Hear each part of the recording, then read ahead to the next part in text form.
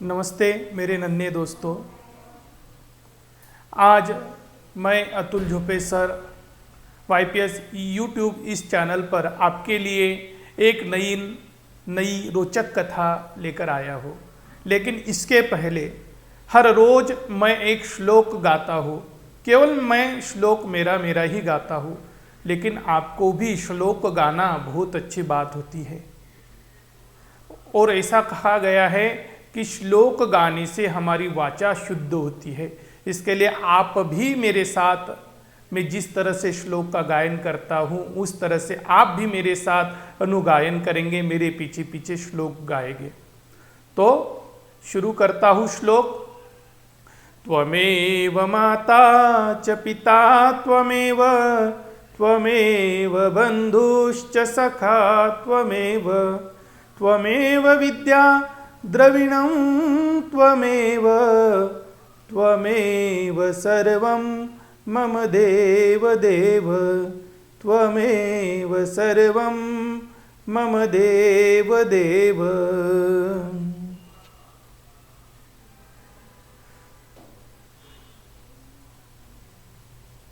संस्कृत के विश्व साहित्य में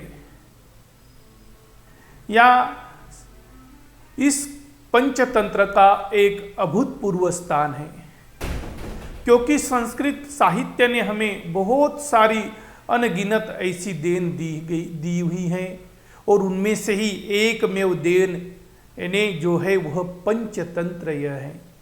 पंचतंत्र एक ऐसी कथा है कि जो व्यक्ति के हर पड़ाव पर उसकी सहायता करती है।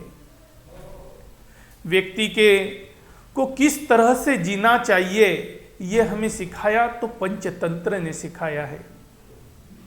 क्योंकि हमारे देश में ही नहीं बल्कि अलग अलग देशों में इस पंचतंत्र की कथाएं गाई जाती है। अलग अलग भाषाओं में, जिस देश की जो भाषा होगी उस भाषा में भी पंचतंत्र की प्रत उपलब्ध है। और पंचतंत्र एक ऐसा बाल मनोविज्ञान है जिसने सिद्ध करके बताया है कि मूढ़ को भी विद्वान कैसे बनाया जाए, मूढ़ को भी कैसे विश्व में सम्मान प्राप्त कर सकता है।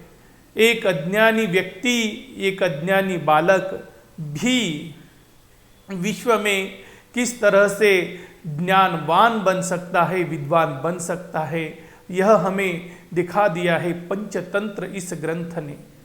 क्योंकि पंचतंत्र इस ग्रंथ के रचनाकार पंडित विष्णु शर्मा ने राजा अमर शक्ति के 3 बेटे बहुशक्ति, उग्र शक्ति और अनंत शक्ति, इन तीनों को ज्ञानवान बना दिया, विद्वान बना दिया। इस प्रकार से यह पंचतंत्र की कथा है। तो बच्चों, आज हम देखेंगे आज की नई कथा इन्हें जो है कि हमारे जिस विष्णु शर्मा ने राजा अमर शक्ति के 3 बेटों के लिए जो 5 तंत्रों की रचना की थी, उनमें से एक नया तंत्र आज से हम शुरुआत करेंगे। उसका नाम है काकोलोकियम।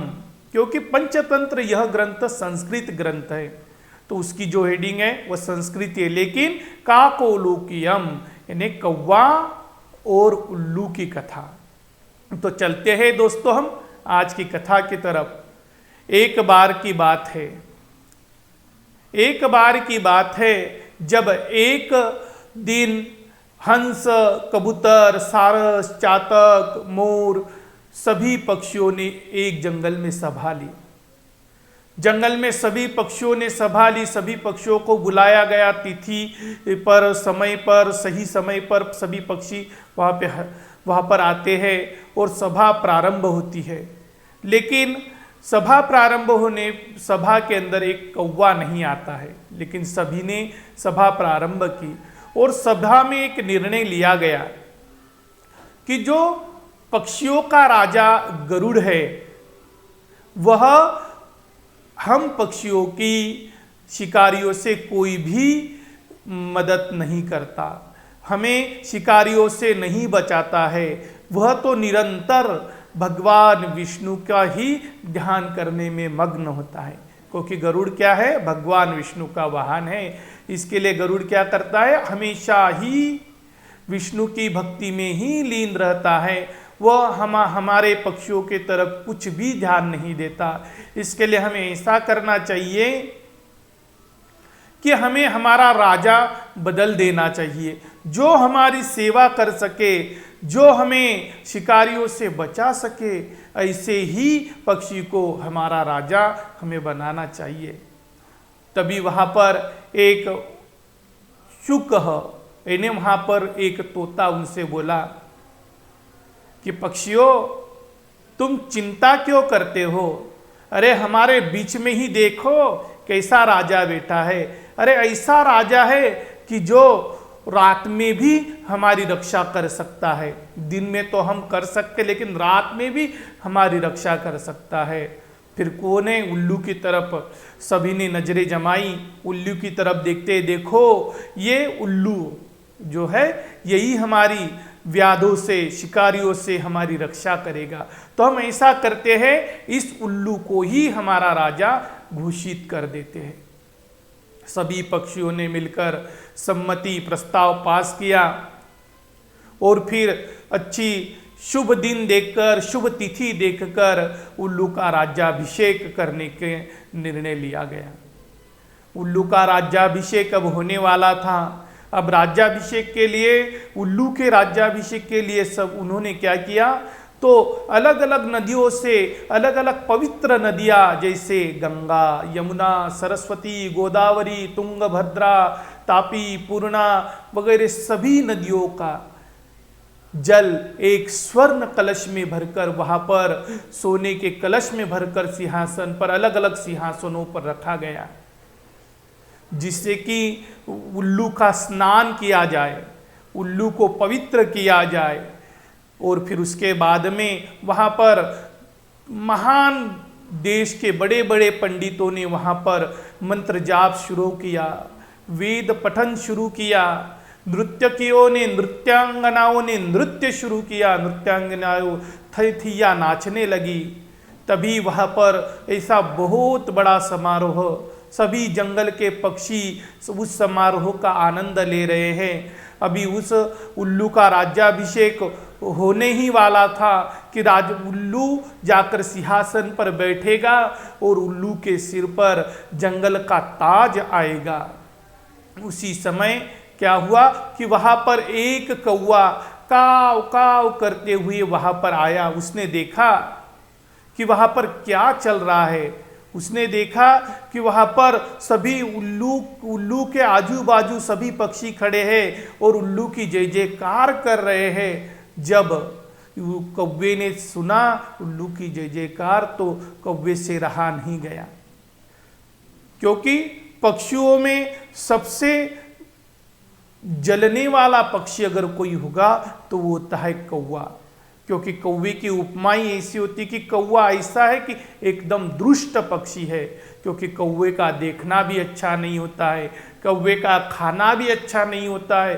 कौवा एक ऐसा पक्षी है कि जो अगर छोटा बच्चा अगर घर के बाहर कुछ हाथ में बिस्किट लेकर भी खाते हुए आएगा तो कौवा इतना दुष्ट पक्षी होता है कि उसके हाथ से रोटी का टुकड़ा छीनकर भाग जाता है। इस तरह से कौवा, क्योंकि उसको उस उल्लू का अच्छाई देखी नहीं गई। और उसने पक्षियों के पास जाकर कहा, अरे पक्षियों, अरे तुम क्या कर रहे हो? अरे तुम कितने मूर्ख हो? अरे एक राजा अभी जीवंत है, हमारा राजा अभी जीवंत है, और राजा जीवंत होने पर भी तुम क्या कर रहे हो? दूसरे को राजा बना रहे हो। और क्योंकि ये अच्छा नहीं है। अगर तुमने उल्लू को राजा बना दिया तो एक दिन तुम सभी नष्ट हो जाओगे। क्योंकि उल्लू कैसा है, तो उल्लू दिखने में भी अच्छा नहीं, कितना भद्दा दिखने में है, जिसकी नाक टेढ़ी है, बोलेगा तो हमेशा ही कटुवाणी बोलता है। इस जंगल में कितने सुंदर पक्षी है, मोर है, तोता है, बगुला है, कबूतर है, और अन्य पक्षियों को तुम राजा बना सकते हो, लेकिन एक उल्लू को तुम राजा बना रहे हो तो एक दिन तुम्हारा नाश होगा, क्योंकि जब तक राजा जीवंत है, राजा जिंदा है, जब तक तुम किसी को राजा नहीं बना सकते। क्योंकि ये उल्लू कैसा है, तो उल्लू जन्मांध है। उल्लू कैसा है, जन्मांध, क्यों या दिव्यांग, जो रात के समय नहीं देख सकता, क्योंकि जन्म से ही उसको ऐसा वरदान है कि जो रात के समय नहीं देख सकता, या तो उसके लिए दिव्यांग शब्द का भी प्रयोग किया जाता है कि उल्लू कैसा है, दिव्यांग है। तो तुम ऐसे को अगर राजा बनाओगे तो तुम निश्चित ही पतन पाओगे। सभी पक्षियों को कौवे का कहना अच्छा लगा। फिर वहाँ पर एक तोता बोला कि सही बात है कौवे भाई, सही बात है, सही बात है, तुमने सही कहा है। अभी तक हमारे राजा जीवंत है, जिंदा है, तो हम कौवे इस उल्लू को हमारा राजा नहीं बनाएंगे। और सभी पक्षी एक एक कर कर वहाँ से उड़ गए। और फिर उल्लू ने देखा कि कोई भी पक्षी वहाँ पर नजर नहीं आ रहा है। तब उल्लू ने उल्लूकी से पूछा, उल्लूकी इन्हें उस उल्लू की पत्नी से पूछा कि उल्लूकी, सभी पक्षी कहाँ चले गए? कोई भी पक्षी हमें नजर नहीं आ रहा है, सभी पक्षी कहाँ चले गए? जब उल्लूकी ने फिर सभी बीती हुई बात, वहाँ पर क्या हुआ सभी बताया कि एक कौवा आया काव काव करते हुए, और उसने क्या किया कि उसके कुटज्ञपना से या उसे कूटनीति से उसने सभी पक्षियों को वहाँ से भगा दिया। और भगाने के वजह से क्या हुआ, वहाँ पर केवल अकेला ही यह कौवा रह गया है। जब फिर उल्लू गया उस कौवे के पास और कौवे से पूछा कि हे कौवे, हे दुष्ट कौवे, तूने हमारे रंग में भंग क्यों डाला है? अरे मैंने तेरा क्या बिगाड़ा कि जो तेरे से मेरी अच्छाई देखी नहीं गई? अरे अभी मेरे सिर पर ताज पहनने वाला था मैं, लेकिन तूने क्या किया, पहनने से पहले ही उस ताज को इस तरह से गिरा दिया कि कभी भी वह ताज पुनः से पुनः बनाकर मेरे सिर पर नहीं बैठ सकता। मैंने तेरा क्या बिगाड़ा है? तो फिर उल्लू कौवे से बात कर रहा है। और उल्लू ने कौवे को कहा कि कौवे, आज से तेरी और मेरी जीवन भर, यानी जब तक कौवा और उल्लू यह प्रजाति रहेंगी, जब तक हमारे दोनों का वैर चलते ही रहेगा।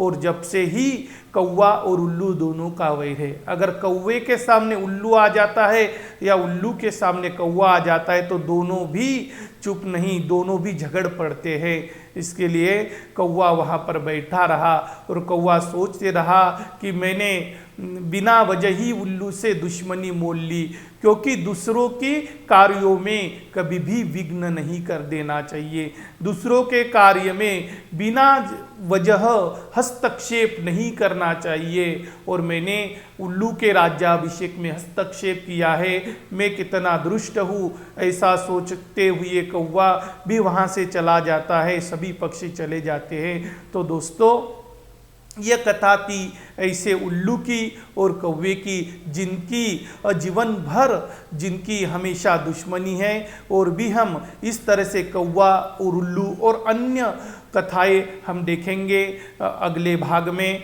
आज के लिए धन्यवाद।